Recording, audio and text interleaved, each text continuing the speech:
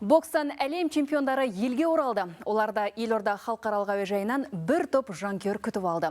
Қазір Ташкенттен Былғары қолғап шеберлерінің екінші легі мінген ұшақ келіп қонды.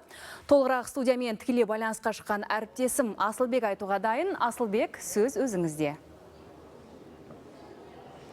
Кешар Қармангүл, түскі бірде ең бірінші лек келді. Олында Қазақстан ұлттық құрамасының бас бапкері Мырзағали Айтжанов бастаған осы әлем чемпионатының жеңімпаздары мен жүлдегері бар.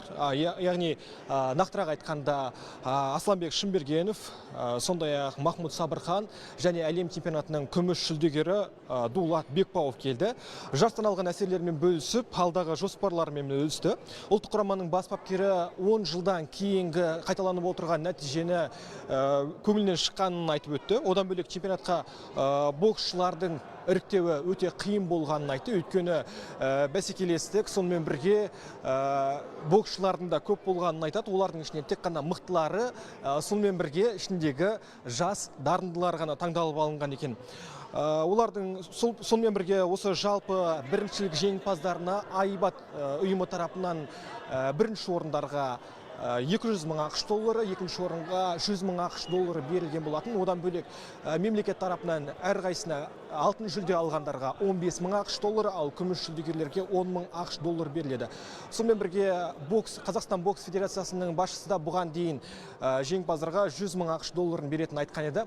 Сонымен бірге қазір осыдан бірер минут бұрын осы әлем чемпиондары мінген ұшақтың екінші ұшақ келіп қонды. Қазір менің қасымда әлем чемпионатының ең жас чемпионы 19 жасар Санжар Ташкенбай тұр. Санжар, жеңісіңмен алдымен құттықтаймыз. Жалпы осы ойын туралы қысқа нұсқа айта кетсең, жалпы қандай қарсыластар өзің үшін ең мықты болды? Ассалаумағалейкум. Жарыс ойдағыдай, Аллаға шүкір. Жеңіске жеттік, елге алтын алып келдік. Қарсыластар 4 жекпе-жек өткіздім. Төртеуінде әрқайсысы өзінің қиындығы бар. Айта кететін болсақ, полуфиналда ресейлік қарсыласымен шықтым. Қиындыққа соқты, кішкене ыңғайсыз болды, бірақ ойдағыдай ағайлармен тактика ойып жеңіске жеттік, Аллаға шүкір. Енді Олимпиада ойындарына бару жоспарда бар ма? Сондағысы тек қана бір жыл ғана уақыт қалды. Енді әрине әркімнің, әр спортсменнің спортқа деген кейінгі мақсаты олимпийский чемпион болу. Мен де мақсатым Алла қаласа олимпийский чемпион болу.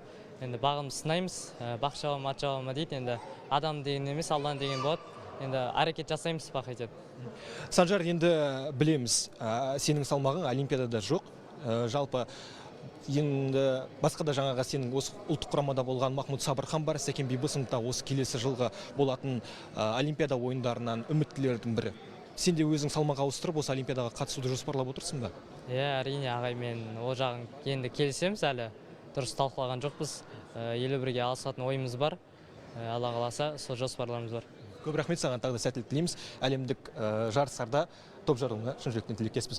Қымбатты көрермен, соңғы жаңалықтар бойынша 2024 жылғы бокстан әйелдер арасындағы әлем чемпионаты осы Қазақстанның астанасында өтетін болды. Сонымен бірге боксшыларымыз алдағы қыркүйек айында өтетін Азия чемпионатына осы аздаған үзілістен кейін өздерінің дайындықтарын бастап кететін болды. Армангүл, мендегі бар ақпарат осы, сөз өзіңде.